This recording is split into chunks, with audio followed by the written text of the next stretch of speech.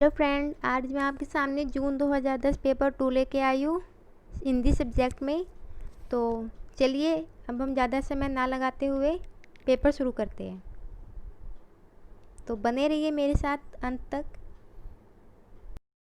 करते हैं question number 1। अष्टचाप के कवियों में प्रथम नियुक्त कीर्तिकार कवि कौन थे? तो वे थे सूरदास जी। तो आंसर सी।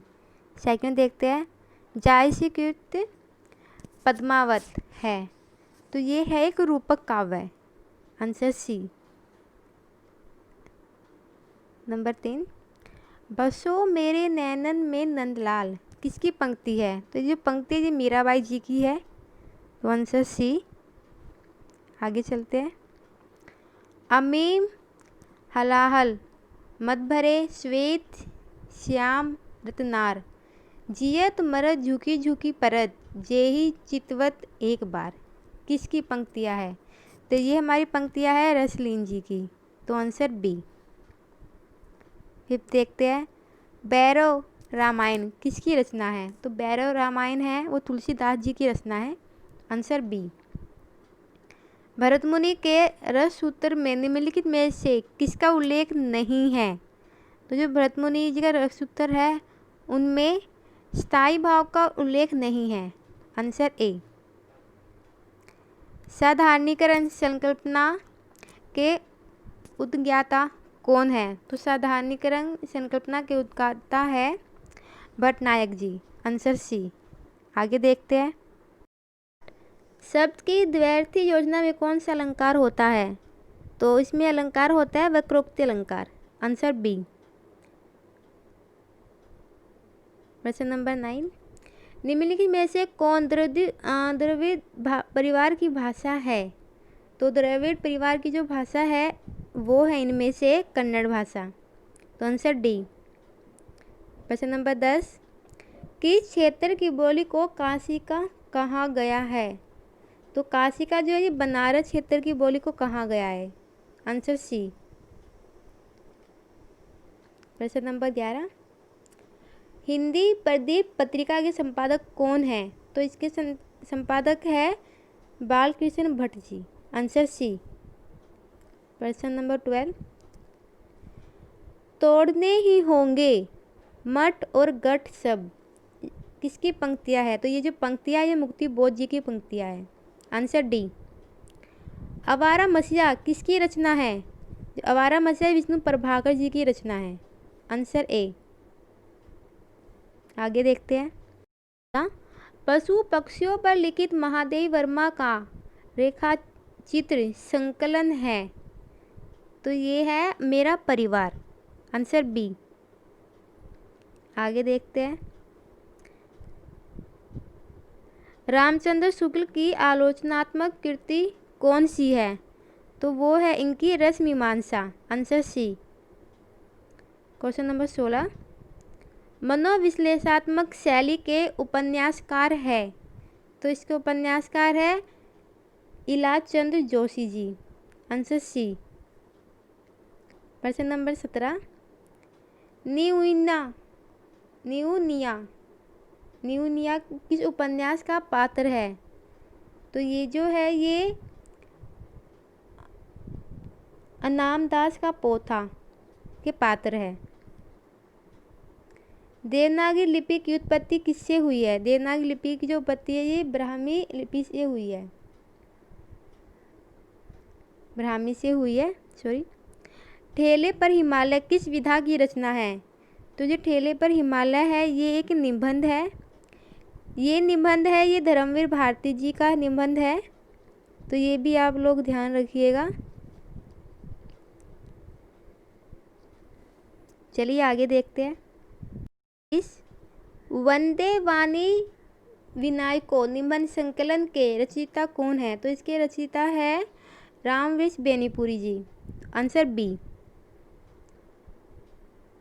प्रश्न नंबर 21, कालक्रम की दृष्टि से प्रेमचंद के उपन्यासों का सही अनुक्रम कौन सा है? तो इसमें जो सही अनुक्रम है ये ए है। सेवा सदन ये 1918 में लिखा गया है। कर्मभूमि 1924, रणभूमि 1932 और गोदान 1936। ये इनका कालक्रम है। तो कालक्रम के अकॉर्डिंग ए आंसर हमारा ठीक होता है। आगे देखते हैं। कालखंड की दृष्टि से कहानियों का सही अनुक्रम लिखिए। तो इसके अकॉर्डिंग हमारा सही है आंसर बी। जो आंसर बी है, ये पहली कहानी है रानी केतकी की कहानी। तो ये जो है ये हमारी लिखी गई थी 1800 में। ये लिखी थी ईसा अल्लाह खान ने। उसने कहा था, ये हमारी लिखी गई थी 1915 में। ये लिखी थी चंद्र शर्मा गुलेरी जी ने। शरणागत, ये हमारी लिखी गई थी 1950 में और ये कहानी लिखी थी विंदालाल वर्मा जी ने। 30, ये हमारी लिखी गई है 1990 में और ये लिखी थी उदय प्रकाश जी ने। साथ साथ आप इसके सन और लेखक के नाम भी देख लीजिएगा, काम आएंगे आगे आपके। चलिए आगे चलते हैं। प्रश्न नंबर 23, निम्नलिखित नाटकों का सही अनुक्रम कौन सा है?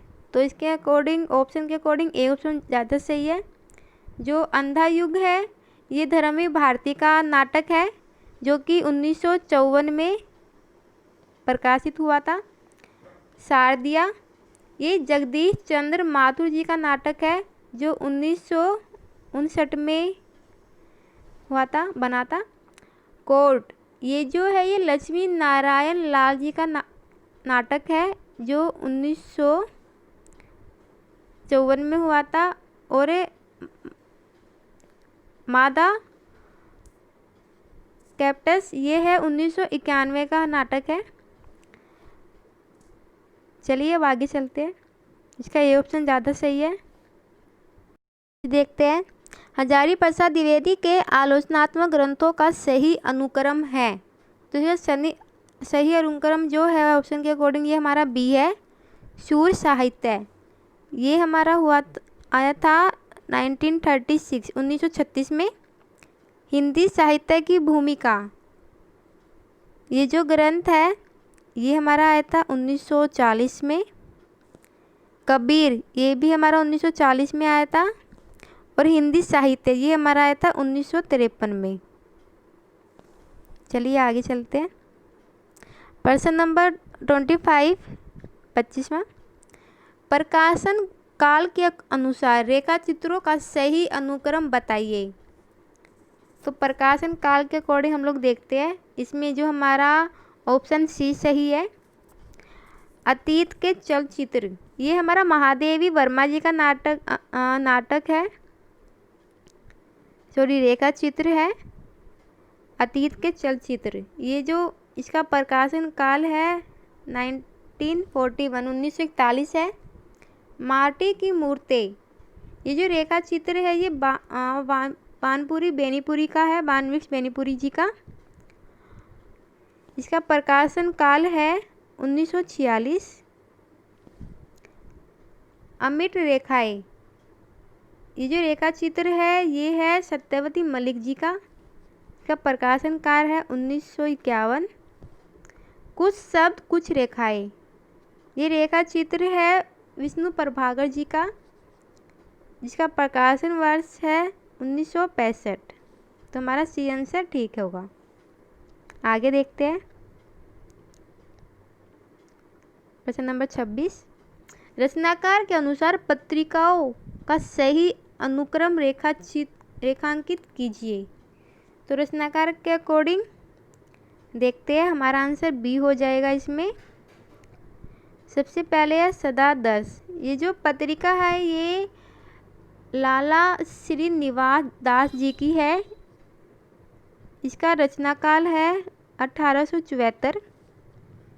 हिंदी प्रदीप, ये पत्रिका हमारी बालकृष्ण भट्ट जी की है, जिसका रचनाकाल है 1877। ब्राह्मण जो पत्रिका है ये प्रताप नारायण मिश्र जी की है, इसका रचनाकार है 1880। भारतेंदु ये पत्रिका है, ये राधाचरण गोस्वामी जी की है। इसका प्रकाशन काल है 1883। जिसमें हमारा ऑप्शन बी ठीक होगा। आगे चलते हैं, प्रश्न नंबर 27 देखते हैं, इसी पेज पे है। निराला की रचनाओं का सही अनुक्रम बताइए। तो अकॉर्डिंग टू ऑप्शन हमारा ए ऑप्शन ज़्यादा सही है। अनामिका इसका प्रकाशन काल है 1923। परिमल इसका प्रकाशन काल है 1926। गीतिका इसका प्रकाशन काल है 1936। और कुकुरमुत्ता इसका है 1942। तो अकॉर्डिंग टू रचना के अकॉर्डिंग, उनके काल के अकॉर्डिंग हमारा ए ऑप्शन सही है। आगे देखते हैं क्वेश्चन नंबर 28। कामायनी के सर्गों का सही अनुक्रम है। तो जो कामायनी के सर्ग इसमें सही अनुक्रम है ऑप्शन सी, पहले चिंता, फिर आशा, फिर श्रद्धा और फिर काम। आगे देखते हैं प्रश्न नंबर 29। रचनाकाल के अनुसार लंबी कविताओं का सही अनुक्रम लिखिए। तो लंबी कविताओं का सही अनुक्रम है और आंसर सी हमारा, प्रलय की छाया। ये प्रसाद जी की है कविता और इसका प्रकाशन वर्ष है 1931। उसके बाद आती है असाध्य वीणा। असाध्य वीणा ये अज्ञे जी की है, 1961 में लिखी हुई। पटकथा ये है घुमेन जी की, 1972 में लिखी हुई। तो हमारा ऑप्शन सी ठीक है। आगे चलते हैं प्रश्न नंबर 30। आचार्यों और उनके सिद्धांतों के साथ सुमेलन कीजिए। तो इसमें जो है भट्ट लोलट इनका जो था ये था उत्पत्तिवाद।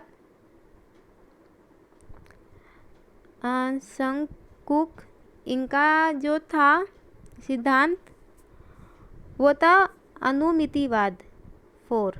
इसमें पहले में 2 फिर 4। भट्टनायक जी का था मुक्तिवाद 5। और अभिनव गुप्त जी का था अभिव्यक्तिवाद 1। तो 2 4 5 1, 2 4 5 1 ये हमारा इसमें डी ऑप्शन हो जाएगा। आगे चलते हैं, देखते हैं निम्नलिखित ग्रंथकार और उनके ग्रंथों का सुमेलन कीजिए। तो ग्रंथकार उनके ग्रंथ है। तो सबसे पहले है इलियट जी का जो ग्रंथ है ये है दी वेस्टलैंड 5 नंबर वाला 5। वर्ड्सवर्थ जी का जो है वो है रिलिकर बेल्डस 3rd नंबर वाला 3rd। लॉन्गिनुस का है वो है पेरी इप्सुस 1st। अरस्तु जी का जो है वो है पेरी पोइटिकेस 2nd। तो 5 3 1 और 2 ऑप्शन बी हमारा करेक्ट हो जाएगा। आगे देखते हैं 32, ज़्यादा बड़ा है क्वेश्चन। निम्नलिखित रचनाकारों के साथ उनकी रचनाओं का सुमेलन कीजिए। तो अज्ञे जी की जो रचना है वो है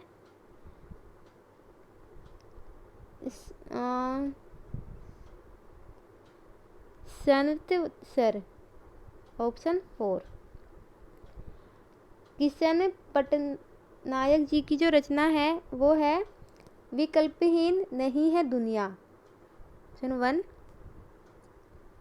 केदारनाथ सिंह की जो रचना है वो है कब्रिस्तान में पंचायत 5।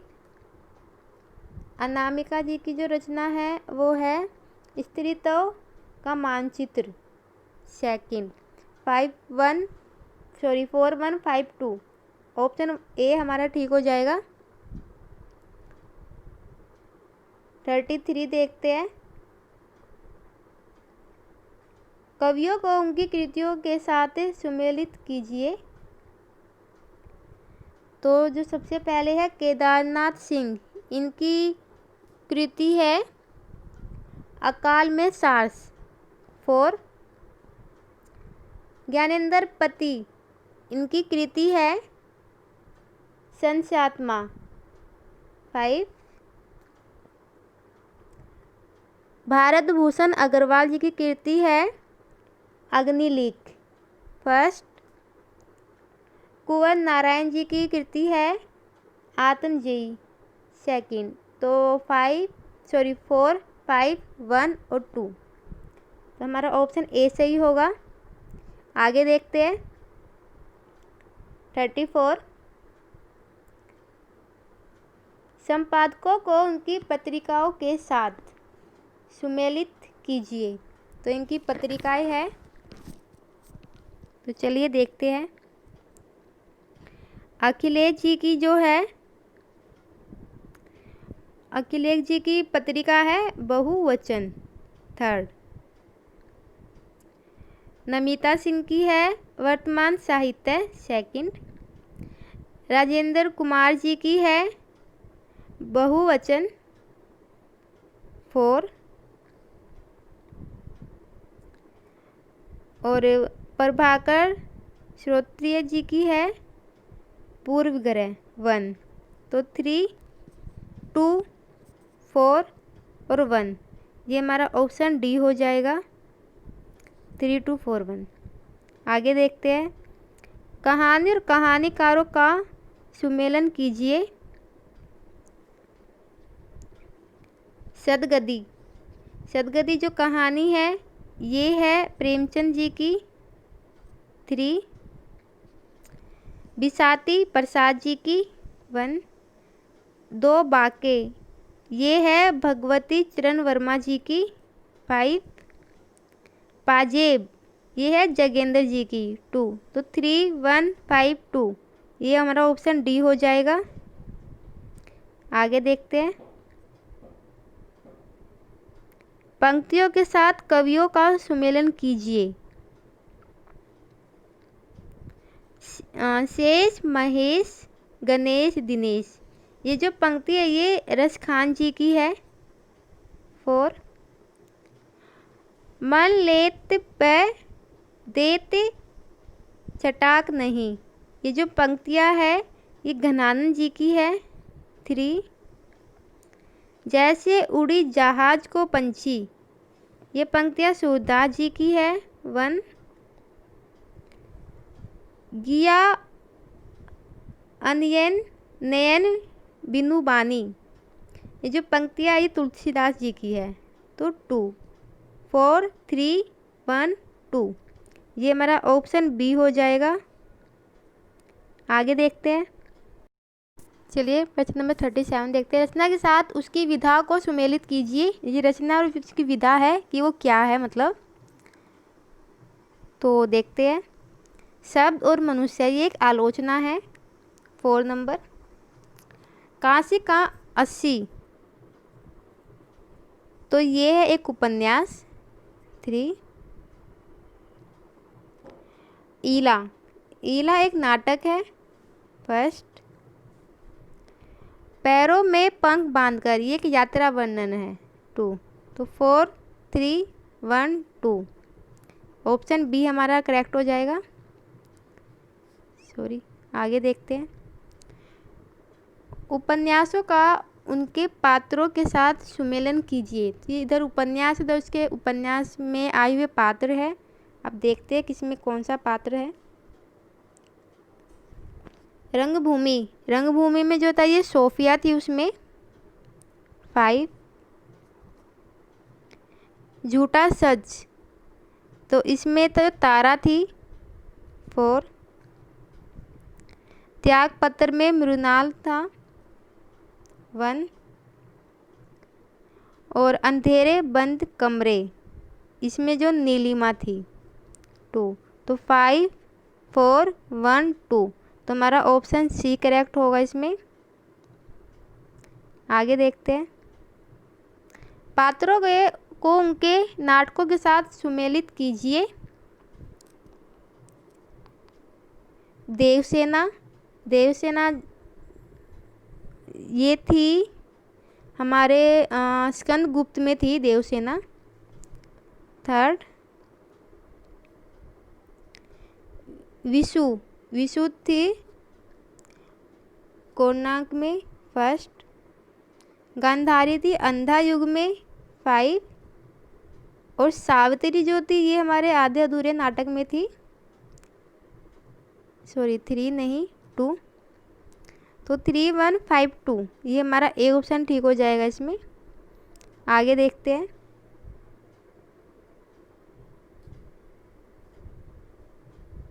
प्रश्न नंबर 40, ये हमारे स्थापना और तर्क वाले क्वेश्चन है। सही शब्द वही है जो उनके बीच के अंतराल का सबसे अधिक प्रयोग करे। तर्क, अंतराल के उस मौन द्वारा ही अर्थवत्ता का पूरा ऐश्वर्य संप्रेषित कर सके। तो देखो ये दोनों ही सही है, ये भी सही और ये भी सही है, तो ए वाला दोनों ही सही होंगे इसमें। तो आंसर बी हमारा हो जाएगा। प्रश्न नंबर 41 देखते हैं। स्थापना, भरत मुनि ने अद्भुत को दिव्य तथा आनंदमय बताया है। तो ये तो बिल्कुल सही है, बताया है। तर्क, उनकी दृष्टि अलंकारों तक गई थी। तो ये भी बिल्कुल सही है, उनकी दृष्टि अलंकारों तक गई थी। तो ए और आर दोनों सही है, तो हमारा ऑप्शन सी हो जाएगा इसमें। प्रश्न नंबर 42 देखते हैं। स्थापना, गुण मुख्य रूप से रस के धर्म है। तो ये बिल्कुल सही है। तर्क, इन्हें गौण रूप से शब्दार्थ के भी धर्म नहीं माना जाता है। बिल्कुल माना जाता है इन्हें, तो ये नहीं माना जाता इसमें बोला है, तो इसमें आर जो है ये गलत हो जाएगा, तर्क गलत हो जाएगा। तो ए सही और आर गलत, तो हमारा ऑप्शन बी इसमें सही हो जाएगा। आगे देखते हैं। 43 स्थापना, कवियों और दार्शनिकों की दृष्टि से विश्व भावमय है। बिल्कुल है, सही है ये। तर्क, इसी कारण जीवन की ठोस वास्तविकताओं से पलायन की वृत्ति पनपी है। ये भी बिल्कुल सही है, तो हमारा ए भी सही है और आर भी सही है, तो हमारा ऑप्शन ए आंसर हो जाएगा। आगे देखते हैं। स्थापना, प्रेम जब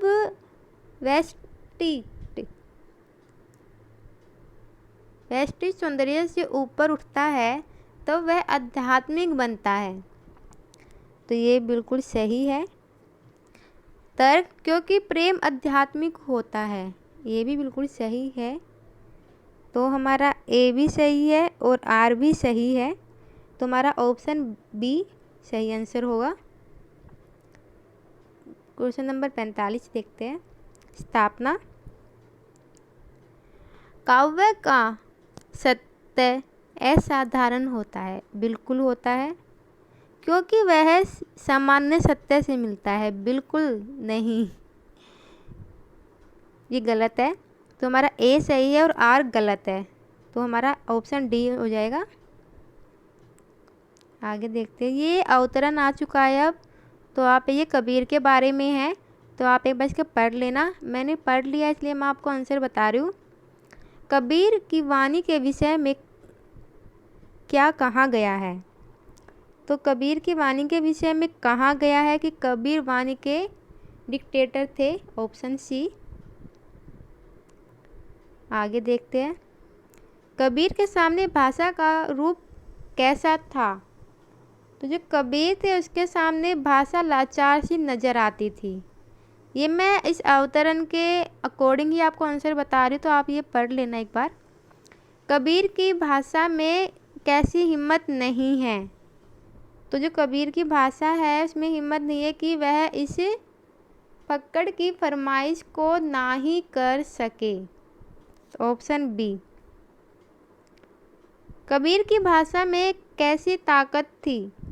तो कबीर की भाषा में इतनी ताकत थी कि वह कहानी को मनोग्राही बना दे।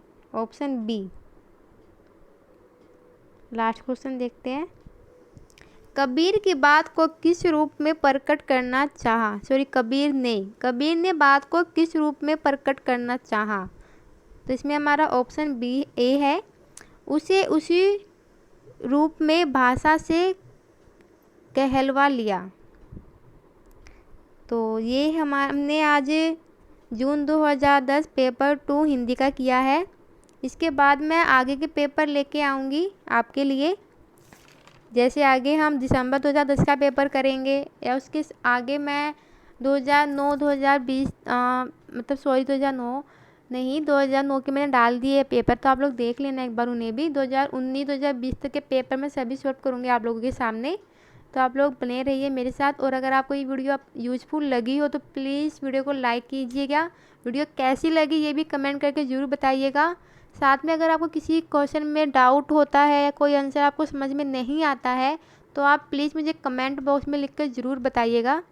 साथ में अगर आपको इस क्वेश्चन की या इसके आंसर्स की PDF चाहिए हो, या फिर नेट से रिलेटेड भी कोई PDF किसी टॉपिक पे कोई नोट चाहिए हो एज ए PDF फॉर्म, तो आप मुझे टेलीग्राम ग्रुप पे ज्वाइन कर सकते हैं। मैंने टेलीग्राम का लिंक नीचे डिस्क्रिप्शन में दिया हुआ है, तो आप वहाँ जाके ज्वाइन कर सकते हैं हमें।